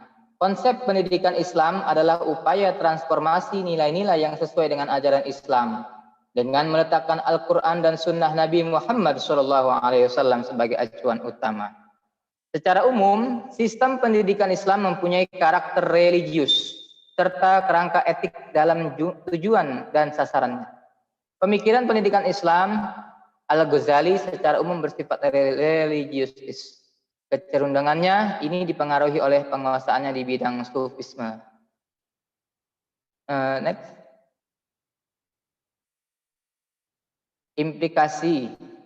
Implikasi terbesar pemikiran kependidikan Al-Ghazali terhadap pendidikan Islam di Indonesia adalah penekanan pada materi fikih Syafi'i Kalam, Asy'ari dan tasawuf Junaid al-Baghdadi yang merupakan basis ajaran Ahlussunnah wal Jamaah sebagaimana dikembangkan di pondok pesantren. Sedangkan pada madrasah adalah dalam masalah sistem kelas atau perjenjangan tahap pembelajaran sesuai dengan perkembangan usia dan kemampuan murid. Di antara karya-karya yang dikarang oleh Imam Al-Ghazali ialah dari tasawuf itu ada kitab Ihya Ulumuddin, merupakan karyanya yang paling terkenal. Lalu ada Kimia As-Sa'adah, ada Mishkah Al-Anwar, dan dari ilmu filsafat dia mengarang Maqasid Al-Falasifah dan juga Tahafut Al-Falasifah. Dan dari ilmu logika beliau memberikan sumbangsih yaitu Mi'yar Al-Ilm, yang kedua Al-Qisas Al-Mustaqim, yang ketiga Mihaq Al-Nazar fi Al-Mantiq. Demikian, hanya itu mungkin yang dapat saya sampaikan. Terima kasih. Assalamualaikum warahmatullahi wabarakatuh. Waalaikumsalam warahmatullahi wabarakatuh. Bismillahirrahmanirrahim. Saya akan menyampaikan tentang Mus'ab ibnu Umair. Mus'ab ibnu Umair udah nggak asing lagi ya buat kita. Namanya tuh sudah sangat termasyhur sekali. Nah, di sini ada biodata Mus'ab ibnu Umair. Mus'ab ibnu Umair adalah salah seorang sahabat Nabi yang berhasil memasukkan ajaran Islam kepada Usyad bin Hubair dan sahabat Usyad yang bernama Salat bin Mu'az. Kelahirannya di Mekah, meninggal di Gunung Uhud, nama lengkap Mus'ab bin Umair, pasangan Hamah, orang tua Hunas binti Malik, saudara kandung Abu Aziz. Selanjutnya, tentang Mus'ab ibnu Umair. Nah, pertama kali Mus'ab ibnu Umair itu mendapatkan Islam, dia mengetahui bahwa Rasulullah telah mengajarkan Islam kepada orang-orang di Mekah secara sembunyi-sembunyi, tepatnya di sebuah bukit, dan itu pun di rumahnya Arkom ya. Nah, pertama kali dia merasakan kemuliaan Islam itu adalah ketika Rasulullah membaca ayat Al-Quran dari kalbunya, dikeluarkan melalui lisannya, terdengar oleh telinganya, dan masuk ke dalam hati Mus'ab bin Umair. Nah, ini menunjukkan bahwa saat kita mengajarkan sesuatu, itu segala sesuatunya harus dimulai dari hati, harus ikhlas karena Allah. Jangan pernah memandang, kayaknya ini nggak bisa nih masuk. Kalau seandainya Rasulullah berpikir bahwa orang kafir nggak bakal deh bisa nerima Islam, maka Islam nggak akan ada sampai saat ini. Nah, seperti juga kita sebagai seorang guru tidak boleh menjas bahwa murid ini nggak bisa nih, kayaknya nggak ada harapan. Nah, lanjut ya Mbak Mas, slide-nya diminta tolong dilanjut. Nah, biografi Mus'ab bin Umair ya. Dia itu adalah remaja yang terkemuka, sampai diberi julukan seorang warga kota Mekah yang mempunyai nama paling harum. Diriwayatkan diterangkan bahwa setiap wanita yang melihat wajahnya itu akan jatuh cinta karena saking gantengnya. Mus'ab lahir dan dibesarkan oleh kesenangan, tumbuh dalam lingkungan yang seorang pun mungkin di Mekah nggak ada yang punya kehidupan seperti dia. Intinya enak banget. Nah, selanjutnya next. Nah, awal keislaman Mus'ab bin Umair ini yang tadi saya sampaikan ya. Nah, lanjut Mbak. Nah, ibunda Mus'ab bin Umair. Nah, ini Hunas binti Malik. Nah, ini adalah seorang yang berkepribadian kuat. Nah, dia tuh kaya raya dan seorang janda ya. Jadi dia tuh membesarkan keluarga dan anak-anaknya sendiri. Nah, ujiannya Mus'ab bin Umair ini adalah di ibunya. Nah, ibunya itu jadi dia benar-benar segala, kalau seandainya seluruh umat Mekah itu digabungin, dia nggak takut, dia lebih takut sama ibunya. Nah, kenapa sih? Nah, dia tuh karena saking takut sama ibunya, dia nggak berani menyampaikan keislamannya. Ini sebuah tanda bahwa seorang anak, walaupun dia memiliki ibu yang memiliki agama yang kurang, katakanlah kalau zaman dulu kan dia udah Islam, sekarang kafir. Kalau kita enggak ya zaman sekarang. Misalnya kita udah ngerasa nih, oh keislaman kita sudah cukup, sudah baik. Orang tua kita biasa aja. Nah, kadang kita merasa sombong. Bu, bukan gitu, Bu, salah. Gitu kadang. Ibu gimana sih nggak tahu ini. Nah, kita nggak boleh memandang rendah orang tua.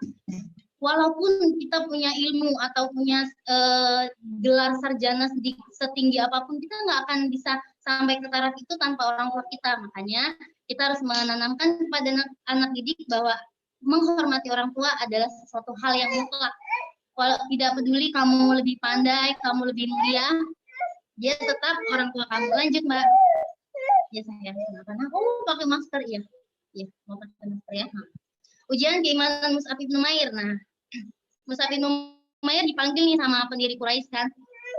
Iya sayang. Nah, Abah, sebentar Mbak ini. Allahu Akbar. Nah, dipanggil kan sama Mus'ab bin Umair, sama pendiri Mekah. Kamu masuk Islam ya katanya. Cepetan kamu harus keluar dari Islam saat ini juga gitu. Nah, dia tetap nggak mau kan. Ibunya udah mau mukul nih. Udah gergetan. Padahal orang tua ibunya tuh saking sayangnya sama Mus'ab nggak pernah mukul. Akhirnya Mus'ab dikunci, dikurung. Nah, kakaknya bilang bahwa Bu, dia tuh nggak sanggup hidup susah. Ya udah nggak usah dikasih duit aja, dikurung. Dia pasti mau kok nanti balik lagi ke agama nenek moyang kita gitu kan.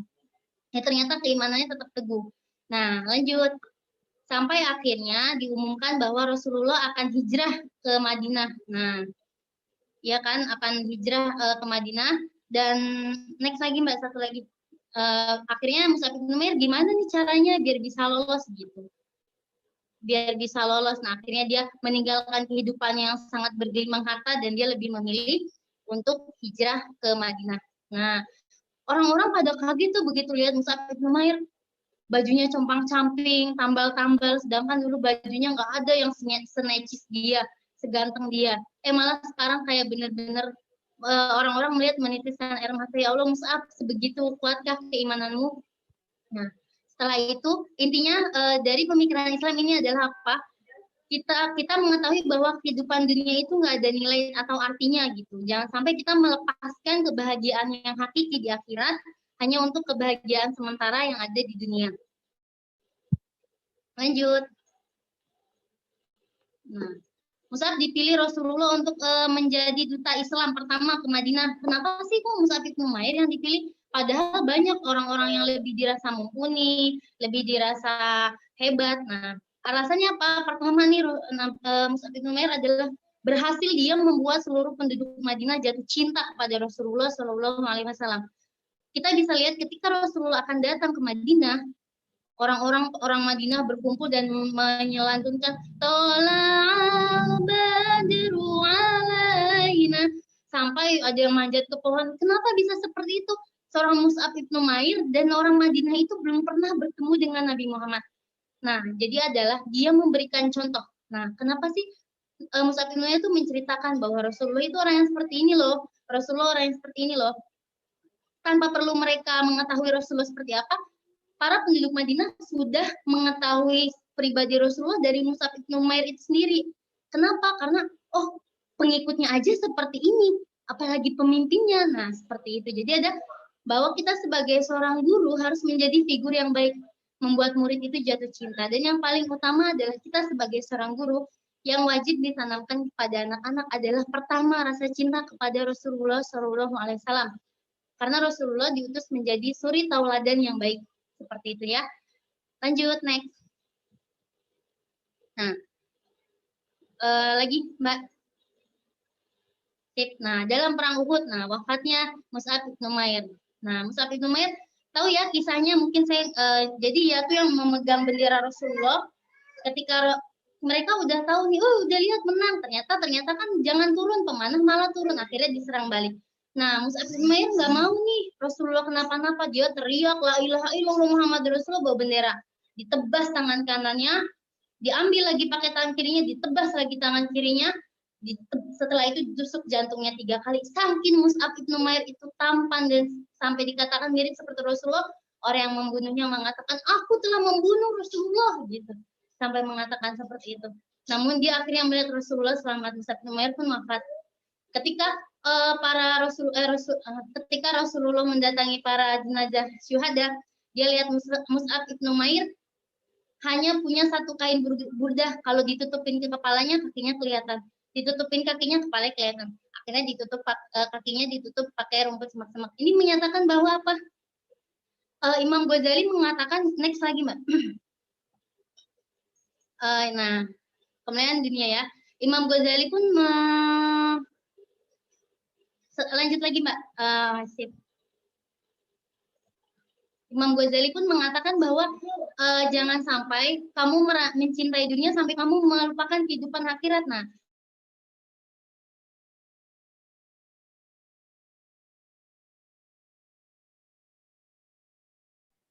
Mbak Dewa nggak ada suaranya. Apa saya doang? Iya, Mbak Dewa hilang. Videonya hilang. Orangnya hilang nggak? Suara. ya, kamu sekolah buat apa? Kamu ingin jadi apa? Jangan. Tapi kita tuh harus berproses sebagai seorang pendidik, calon seorang pendidik, menanamkan kepada anak bahwa apapun yang kamu lakukan di dunia ini adalah untuk kamu meraih kebahagiaan di akhirat. Jangan sampai kamu harus pintar, nanti kamu bakal jadi orang yang hebat, yang sukses, jadi orang kaya. Kita boleh menanamkan seperti itu juga, tapi harus ditanamkan juga kepada anak-anak bahwa jangan menjadikan dunia tujuan utama, namun jadikanlah dunia sebagai alat untuk meraih kebahagiaan yang hakiki di akhirat. Itu adalah kata Al-Imam Ghazali. Nah, lanjut ya. Anak terbentuk, ini kesimpulannya. Anak terbentuk dari pendidikan orang tua. Nah, terima kasih ya. Jadi kita harus sebagai seorang calon pendidik harus menanamkan dan harus banyak berhusnuzon kepada Allah bahwa kita yakin apa yang kita lakukan adalah hal yang baik dan melakukan karena Allah. Jangan pernah berpendapat buruk kepada murid atau anak didik yang akan kita ajar, dan yakin bahwa mereka akan meraih kebahagiaan di dunia dan akhirat. Itu saja, terima kasih. Wassalamualaikum warahmatullahi wabarakatuh. Waalaikumsalam warahmatullahi wabarakatuh. Terima kasih Mbak Dewa. Ya, Assalamualaikum warahmatullahi wabarakatuh. Waalaikumsalam warahmatullahi wabarakatuh. Maaf nih ya teman-teman, tadi terganggu sinyal. Yang saya hormati Bapak dosen Pak Siddiq, saya akan mempresentasikan tokoh nasional ya, produk dalam negeri, yaitu Mbak Abdurrahman Wahid, atau lebih akrab disapa Presiden RI keempat, Gus Dur. Yang pertama yaitu biografi Abdurrahman Wahid. Abdurrahman Wahid yang akrab disapa Gus Dur adalah Presiden RI keempat. Lahir pada tanggal 4 Agustus 1940 di Jombang. Beliau ini adalah putra dari Kiai Haji Abdul Wahid Hasyim yang kita kenal dengan yaitu adalah Menteri Agama yang pertama Republik Indonesia. Dan cucu dari Mbah Hasyim Asy'ari ya, pasti kalian sudah hafal Mbah Hasyim Asy'ari itu siapa. Gus Dur meninggal pada tanggal 30 Desember 2009. Ia meninggalkan istrinya Sinta Nuriyah yang dinikahinya 11 Juli 1968. Dan meninggalkan 4 orang putri, Alisa Kotrunada, Zenuba Arifah, yang akrab disapa Yeni, Anita Hayatunufus, dan Inayah Wulandari. Pada pernikahannya Gus Dur diwakili oleh kakeknya Kiai Bisri Sansuri karena pada saat itu ia masih ada di Mesir. Next ya. Dalam mengenalkan Islam sebagai etika sosial membentuk karakter, maka pendekatan melalui pendidikan formal mutlak diperlukan. Gus Dur menyebabkan 3 masyarakat. Aku tolong ini dong, bro. Bentar ya, sorry ada gangguan. Pendidikan tempat mutlak diperlukan. Gus Dur menyebutkan 3 masyarakat utama supaya Islam dapat masuk dalam sistem kehidupan baik masyarakat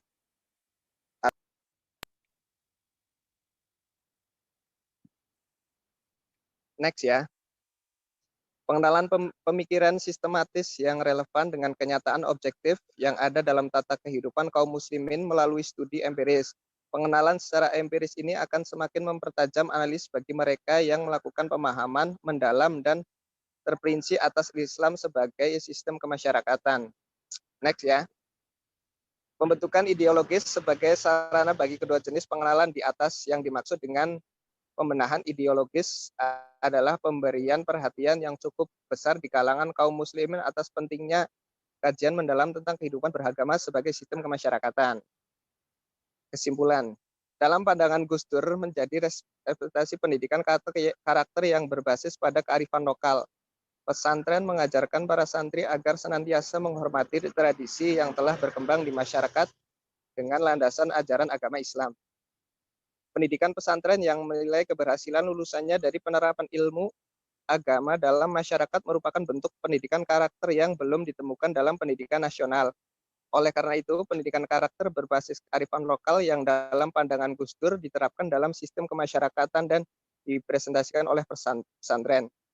Menjadi salah satu alternatif yang tepat untuk mengatasi permasalahan dekadensi moral yang sedang menyerang bangsa ini. Pendidikan karakter yang berbasis kearifan lokal sangat perlu untuk dikembangkan di Indonesia dalam rangka membangun masyarakat Indonesia yang berbudaya agar tidak tercabut dari akar tradisinya.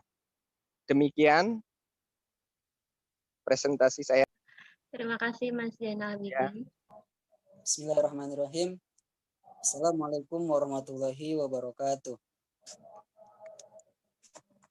Waalaikumsalam warahmatullahi wabarakatuh. Terima kasih kepada teman-teman yang sudah memberikan waktunya, sekalipun saya terakhir di sini ya. Di sini saya akan membahas tentang Ibnu Miskawayh, itu seorang pemikir etika juga. Kita langsung saja ke biografinya. Biografi nama aslinya yaitu Ibnu Miskawayh, nama aslinya Abu Ali Al-Hazim Ahmad Ibn Yaqub Miskawayh. Nah, sebutan namanya ini lebih masyhur adalah Ibnu Miskawayh. Nama tersebut diambil dari kakeknya yang semula beragama Majusi, yakni di Persia. Kemudian kakeknya ini masuk Islam. Gelarnya adalah Abu Ali yang diperoleh dari sahabat Rasulullah ya, yang tadi dibahas oleh Mbak Sabita, Ali bin Abi Thalib, yang bagi kaum Syiah itu dipandang sebagai sebagai pemimpin umat Islam sepeninggal. Gelar lainnya adalah Al-Khazim, yang berarti bendaharawan, disebabkan pada masa Abdul Al-Adaulah dari Bani Bumayyah, ia memperoleh kepercayaan sebagai bendahara yang memegang keuangan di kerajaan tersebut. Nah, Ibnu Miskawayh ini lahir Ibnu Miskawayh lahir di kota Rey, yang ini tepatnya di Iran pada 320 Hijriah. Dan beliau wafat di Afghanistan pada 10 Syawal 421 Hijriah atau bisa disebut juga dengan 16 Februari. Di pembahasan selanjutnya next. Nah, Ibnu Miskawayh ini seorang pemikir etika yang bisa dibilang saya sempat dapat baca-baca. Beliau ini seorang hujatul yang sebelum Imam Al-Ghazali pemikirannya hampir sama, tapi beliau lebih kalau Imam Al-Ghazali tadi dijelaskan oleh Mas Lutfi itu lebih kepada kayak ngambilnya dari Al-Quran atau yang lainnya, sedangkan Ibnu Miskawai ini beliau mengambilnya itu dengan logika. Nah, di antara karya-karya beliau itu banyak sekali. Di sini saya ngambil hanya beberapa saja. Yang pertama ada Al-Fauz Al-Akbar, kemenangan besar. Ada lagi Al-Fauz Al-Asgar, kemenangan kecil. Tazarib Al-Ummam, pengalaman bangsa-bangsa, sebuah sejarah tentang banjir besar yang dirilis pada tahun 369 Hijriyah pada saat itu. Ada juga Tartib As-Sa'adah tentang akhlak dan politik. Al-Mustafa yang terpilih, syair-syair pilihan. Ada juga Al-Zami tentang jamaah, mengatur tata cara berjamaah. Asy-Syiar, aturan hidup. Al-Kitab Asy-Syirabah tentang minuman. Ada juga Tahzir Al-Akhlaq, pembimbingan akhlak. Yang terakhir On the Step, Simple Drawing tentang kedokteran. Jadi hampir dekat dengan Imam Al-Ghazali. Nah, di pemikiran yang keduanya next. Nah, pemikiran Ibnu Miskawai ini yang pertama ada tentang konsep manusia, yaitu sebagai insan yang hamil ya. Dengan hati-hati sebut hamilnya. Nah, secara garis besar Ibnu Miskawai ini manusia sebagai makhluk paripurna atau insan hamil tadi yang memiliki berbagai daya. Nah, menurut beliau itu dalam diri manusia itu terdapat 3 macam daya potensi. Yang pertama di situ disebutkan ada potensi bernafsu yang disebut dengan al-nafs al-bamiyat yang menempati posisi paling rendah. Lalu yang kedua ada yang disebut dengan potensi berani yang disebut juga dengan al-nafs al-sabuiyah sebagai posisi pertengahan. Dan yang terakhir ada potensi berpikir yang disebut dengan an-nafs an-natabikah yang menempati posisi tingkatan paling tinggi. Nah, lebih lanjut lagi Ibnu Miskawai ini mengatakan bahwasannya hubungan daya dengan nafsu dan daya berani dengan jasad, hubungan daya bernafsu dengan berani dengan jasad dan pada hakikatnya saling mempengaruhi. Kuat atau lemahnya, sehat atau sakitnya kedua macam jiwa tersebut. Lalu next, di pemikiran selanjutnya, ya ini tentang konsep akhlak dalam Islam. Nah, beliau menjelaskan di sini akhlak menurut Ibnu Miskawai ini ialah suatu keadaan seseorang yang mendorongnya untuk melakukan perbuatan tanpa melalui pertimbangan terlebih dahulu, seperti yang kalau teman-teman masih ingat Pak Jepri pernah mengutip kata-kata dari sini mungkin dari Ibnu Miskawai ini. Nah, karakteristik pemikiran Ibnu Miskawai dalam pendidikan akhlak secara umum dimulai sebagai pembahasan tentang akhlak atau karakter atau juga watak.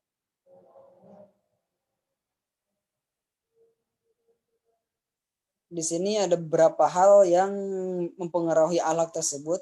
Yang pertama ada hal-hal yang wajib bagi kebutuhan manusia.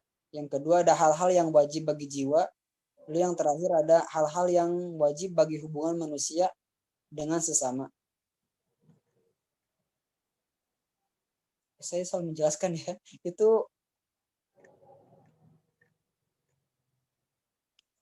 oke, yang tadi itu mohon maaf teman-teman, yang tadi itu konsep materi pendidikan akhlak ya, yang saya jelaskan. Yang ini tadi konsep akhlak dalam Islam. Maaf sedikit kelewat satu slide tadi. Nah, konsep akhlak dalam Islam di sini menurutnya akhlak dalam Islam dibangun atas fondasi kebaikan dan keburukan. Kebaikan dan keburukan tadi itu berada pada dalam fitrah yang selamat dan akal yang lurus. Nah, alhasil segala sesuatu yang dianggap baik oleh fitrah dan akal yang lurus, ia termasuk bagian dari akhlak yang baik. Nah, sebaliknya, sesuatu yang dianggap jelek oleh fitrah dan akal, ia termasuk akhlak yang buruk. Jadi akhlak yang buruk itu ada ya. Mungkin untuk pembahasannya hanya segitu saja. Kalau ada waktu luang, nanti seperti teman-teman pengen bincang-bincang. Dari saya hanya segitu saja. Terima kasih. Assalamualaikum warahmatullahi wabarakatuh. Waalaikumsalam warahmatullahi wabarakatuh.